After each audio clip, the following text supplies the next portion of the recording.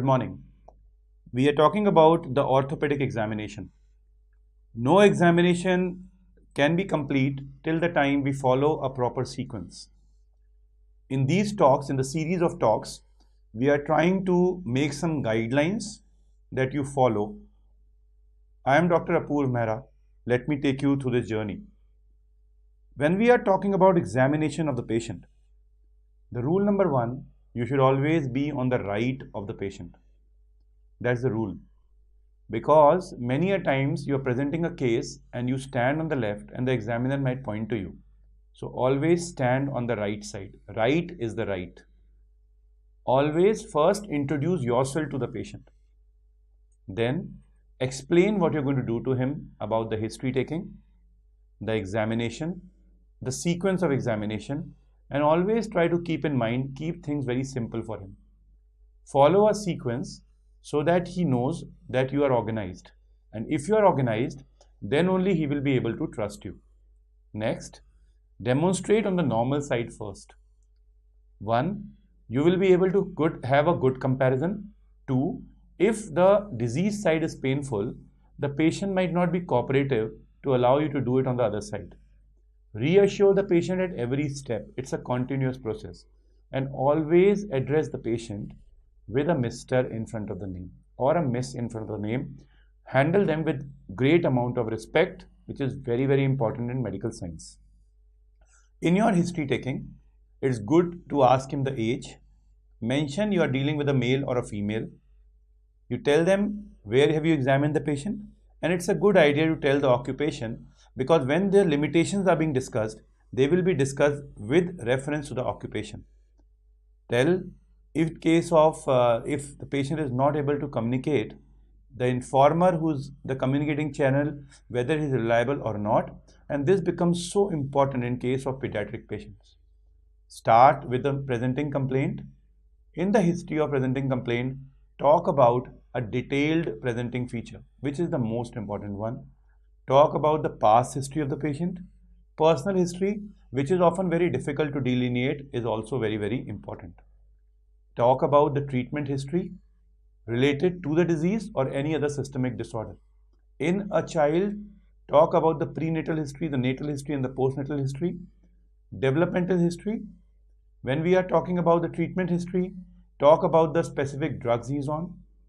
If it's a child, talk about the normal immunization was carried out or not. And it's a fair idea to make a comment about the socio-economic status. But yes, many examiners do not like this being mentioned. Always ask for the disabilities, which have been classified by different classification.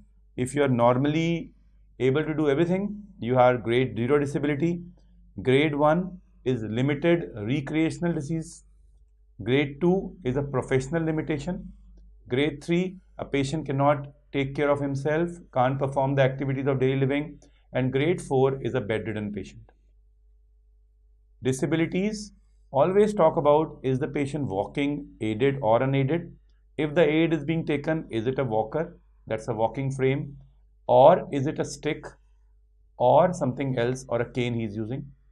Is the patient able to use the cane on the same side or the opposite side he's carrying?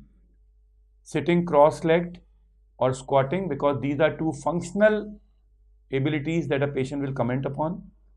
Going up and down the stairs, and which position is more difficult for him. Ability to eat the food, which is so important because it involves flexion of the elbow and abduction of the shoulder, two important movements of upper limb. Washing the face, because the upper limb hand has this function of taking care of the face, cleaning the face. Talking about the ability to brush the teeth, again involves the movement for the hair care and important care of the clothes. Also for the fine motor movements, talk about the writing ability, any change in the writing the patient has, and then holding and carrying the objects, which are so important for the different grasp. The specific grasp are again the important things. You should ask the patient, and he should be showing in front of the examiner the limitation what you mentioned in the history. All cases of lower limbs, people often forget the footwear.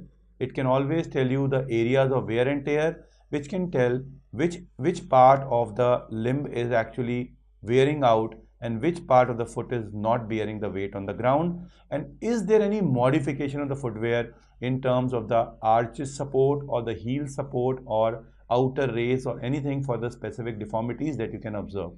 Always remember in cases of lower limb to mention about the footwear examination. Talk about the pulses. Is there 5 plus pulse, which is an abnormal pulse with aneurysm? 4 plus is a normal good volume pulse. 3 pulse is good with suboptimal volume. 2 plus pulse is a feeble but without inter-observer dispute, and plus is very feeble with inter-observer dispute, which is grading of the pulse. So you should remember 4 plus is a normal good volume pulse. Characteristic of pain. Orthopedic complaints, they start with pain, and pain is the commonest symptom. Talk about the site of pain, the mode of pain, the severity of the pain, the nature of the pain. So you should talk about the onset. That can also be graded to duration, the severity, how it progressed. Is it a vague pain? Is there a burning pain? Is there a throbbing pain? It's a scalding pain, pin and needle sensation, shooting pain, stabbing pain, constricting pain. Talk about the aggravating factors of the pain, the relieving factors of the pain. Talk about the radiation of the pain, which is very, very important. Talk about the movements associated with the pain. So whenever you have any movement, either they are painful or pain-free. Talk about the radiation of the pain, whether it persists to the original site or referred pain where there is no pain at the original site. Talk about, is there a migrating nature of the pain? And also talk about, is there a diurnal variation in the pain? Do you have more pain in the morning or more pain accompanied by the evening?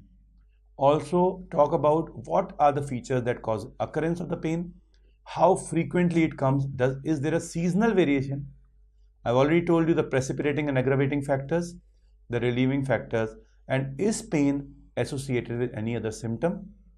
In our country, always talk about any previous history of tuberculosis, and also talk about any spasm of muscle that the patient might experience, like the catching of the muscles and abdominal catch or the lower limbs or the calf, anything else that is so common to be associated with the pain. So these are the most important things that one should keep in mind. Thank you very much.